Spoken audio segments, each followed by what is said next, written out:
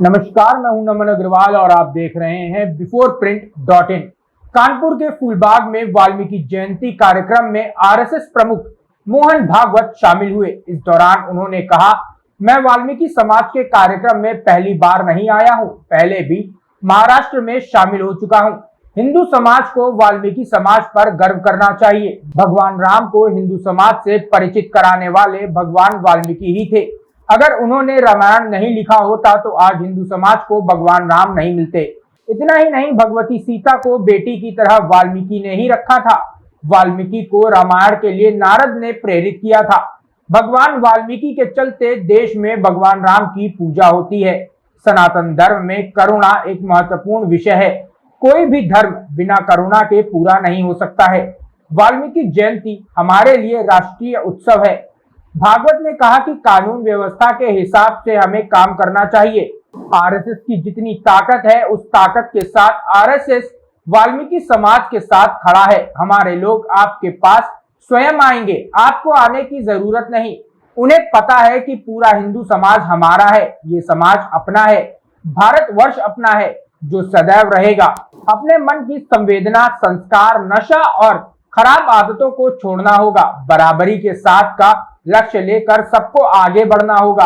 संघ के स्वयंसेवक सब जानते हैं। आपके समाज के लोग शाखा में जाए और कार्यप्रणाली समझे। 25 साल बाद ऐसी स्थिति आएगी कि सब आपको सम्मान देंगे।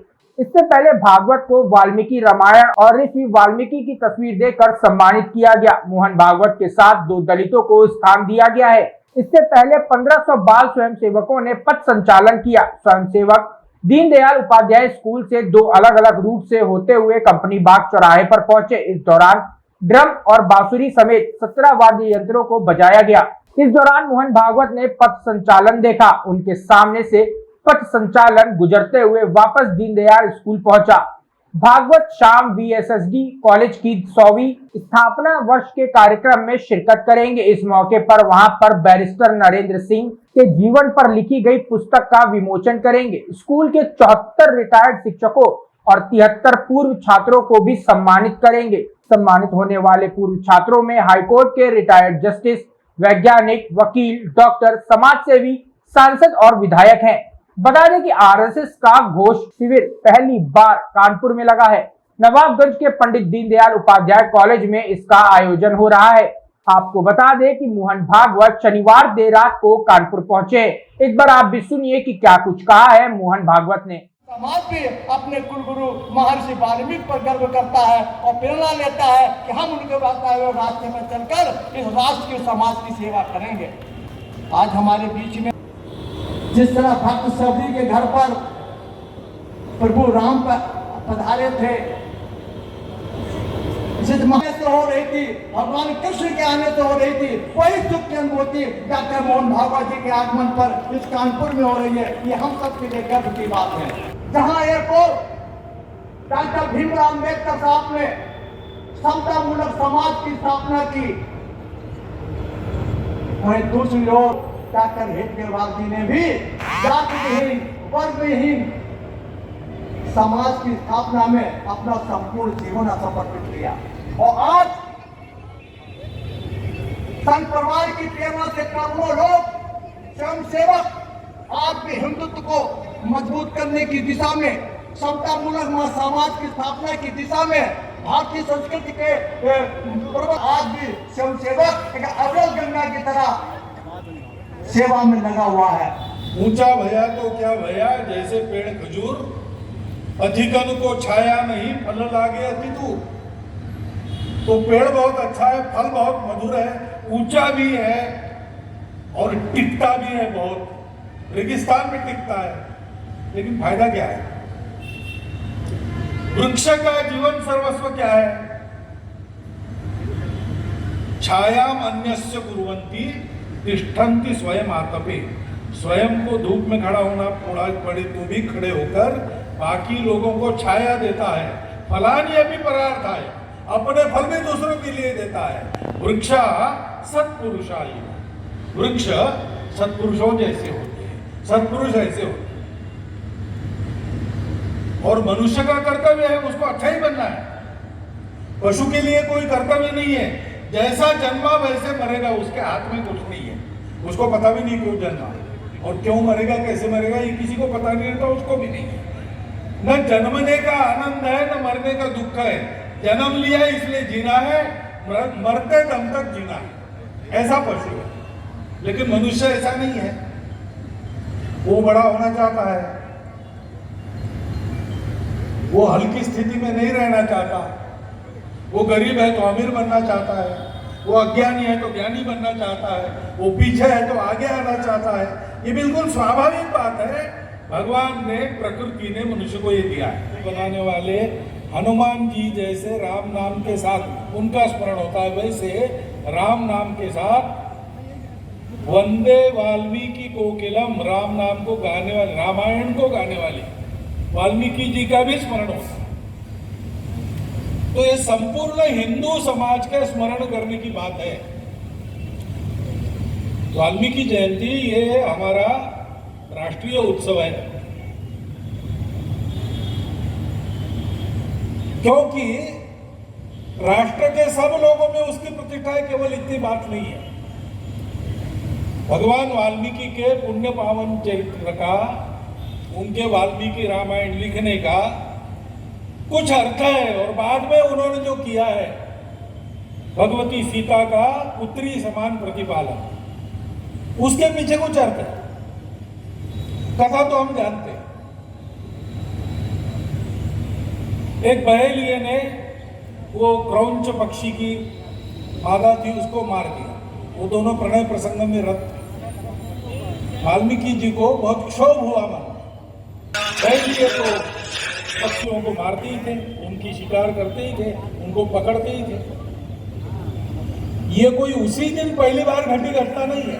केवल तपस्या से नहीं, तपस्या आवश्यक है, वो भी धर्म का एक पैर है। केवल तन मन से पवित्र होने से नहीं, वो भी आवश्यक है, वो भी धर्म का एक पैर है। ये होने के बाद ही सत्य पता चलता है, सत्य भी धर्म का एक पैर है। लेकिन ये तीनों पास में है, और अंदर अगर लोगों के लिए आत्मीयता, करुणा नहीं है तो धर्म पूरा नहीं होता। अत्यंत आवश्यक ये करुणा है। वाल्मीकि जी के मुख से जो श्लोक प्रकट हुआ, उनको भी पता नहीं चला, उन्होंने कुछ सोच समझ के नहीं किया। वो देखा, इतना मन में क्षोभ हुआ कि वाणी प्रकट हो गई। मां निषाद प्रतिष्ठा अगम शाश्वती समय। बाद में उनको लगा कि ये मैंने क्या कर दिया, मैंने गुस्सा क्यों किया। ठीक है, वो गलत काम कर रहा था, लेकिन मैं तो सबको अपना मानता हूं। मैं कुछ समझाता, उसको कुछ करता, गुस्सा क्यों किया? क्या मेरा तप कम हो गया क्या? तो ब्रह्मा जी ने आकर उनको कहा कि ऐसा कुछ नहीं हुआ, ये एक योग है, ये प्रकट हुआ है तुम्हारे से, क्योंकि तुमको कविता बनानी है, ऐसा चरित्र लिखना है कविता में। सब लोग जिसको गाएंगे, सब लोग वैसा होने का प्रयास करेंगे, मनुष्यों के लिए आदर्श। यह समय का प्रयोजन है। सत्ययुग बीत गया था, सत्ययुग में इन सब बातों की आवश्यकता नहीं रहती। मनुष्य इतना समझदार होता है कि वो अच्छा ही होता है, और बिना किसी राजा के, बिना किसी कुछ के सब लोग अपना अपना कर्तव्य करते हैं, धर्म का पालन करते हैं, ईश्वर को प्राप्त होते हैं। यह लोक में भी सुख प्राप्त करते हैं, परलोक में भी। इसको सत्ययुग कहते हैं। लेकिन मनुष्य का स्तर थोड़ा नीचे गिर जाता है तो त्रेता युग आता है। त्रेता युग में राजा की आवश्यकता रहती, त्रेता युग में बताने वाला चाहिए कैसा होना, वैसा तुम चल रहे हो कि नहीं देखने वाला, और नहीं चल रहे हो या चलने वालों के मार्ग में बाधा डाल रहे हो तो उसको नियंत्रित करके लोगों का रास्ता ठीक रखने वाला राजा चाहिए। ये सारी बातें त्रेता युग में आवश्यक होती है। राजा तो थे, अयोध्या में रामराज करते थे रामचंद्र, लेकिन ये हो रहा है, इसका अर्थ क्या है, हमको क्या करना है, ये बताने वाला कोई नहीं था। इस वाणी के प्रकटन से ये साफ हो गई। ये काम कौन करेंगे? भगवान वाल्मीकि के आश्रम में सुरक्षित रही, और उस संवेदना के आधार पर अंतर्बाह्य पवित्र होकर कर्तव्य पालन की तपस्या को सत्य के आधार पर आगे चलाने वाले विरासतदार भी उसी आश्रम में तैयार हुए।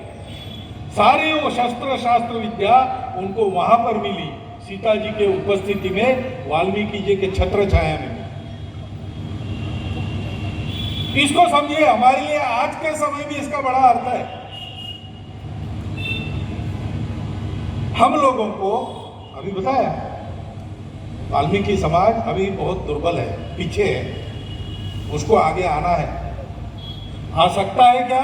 बिल्कुल आ सकता है। व्यवस्था वैसी कर दी है संविधान ने। तो राजा का काम कानून बनाने का होगा, हो गया। कानून चले, राजा देख रहा है। लेकिन ऐसा होने के बाद भी मन में अपनापन अगर नहीं रहा तो जिनके लिए है उनका लाभ नहीं होता। तो कानून तो बना है और काम भी हो रहा है, लेकिन हम लोग अभी भी पीछे हैं। इसका उपाय क्या? डॉक्टर बाबा साहब आंबेडकर ने संसद में बताया था संविधान देते समय कि ये व्यवस्था हमने की है। अब तक जो पिछड़े माने जाते थे वो पिछड़े नहीं रहेंगे। अब तक जिनको दूर से भी छुआ नहीं जाता था वो ऐसे नहीं रहेंगे, वो बराबरी से सबके साथ बैठेंगे। हमने ये व्यवस्था बना दी है। लेकिन केवल व्यवस्था बनाने से नहीं होता, मन बदलना पड़ता है।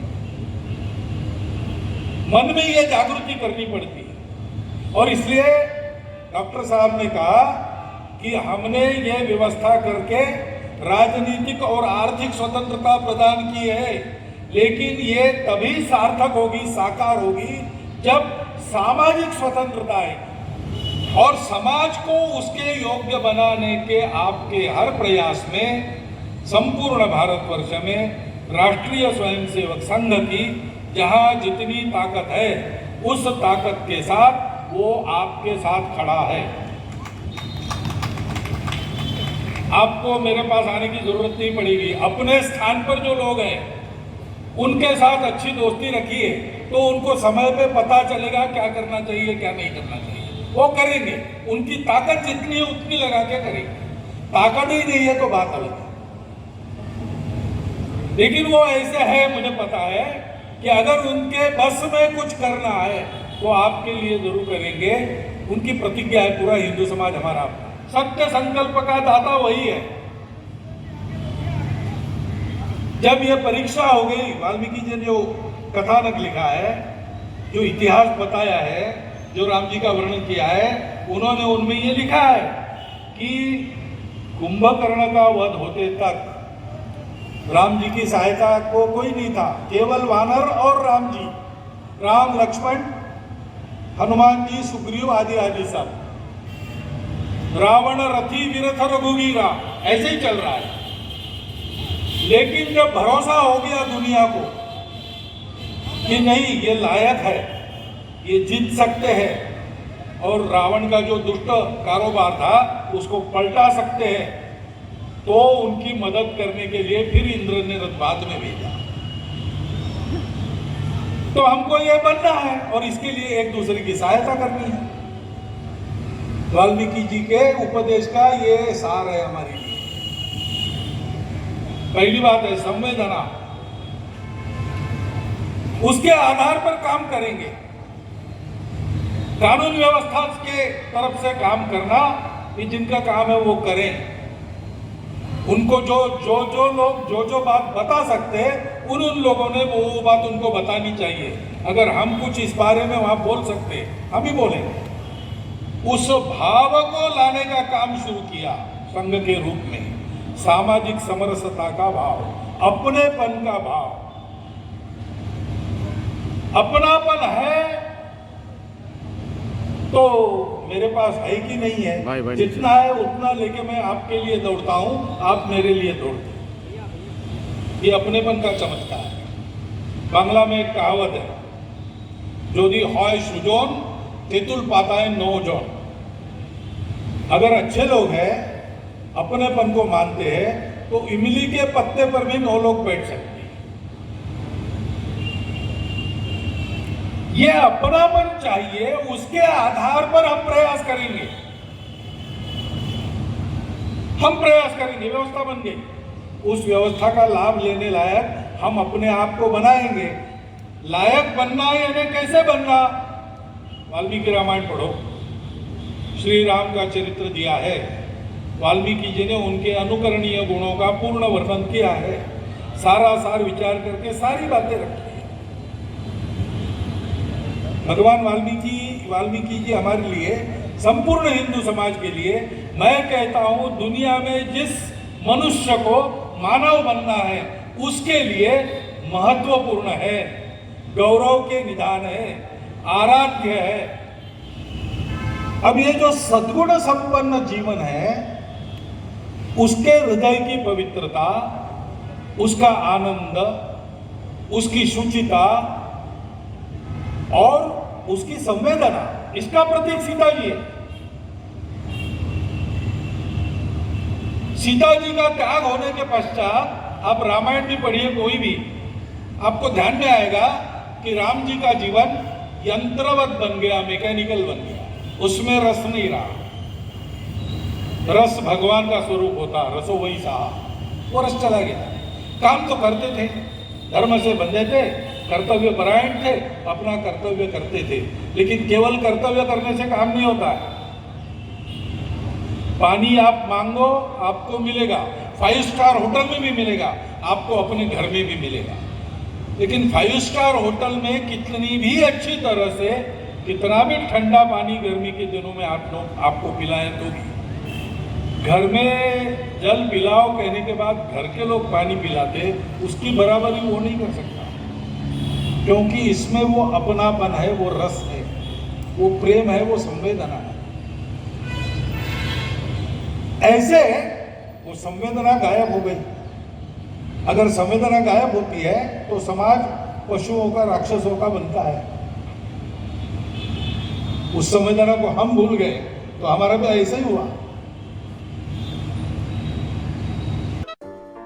अगर आपको हमारा वीडियो पसंद आया हो तो इसे लाइक करें, सब्सक्राइब करें और साथ ही बेल आइकन दबाना ना भूलें।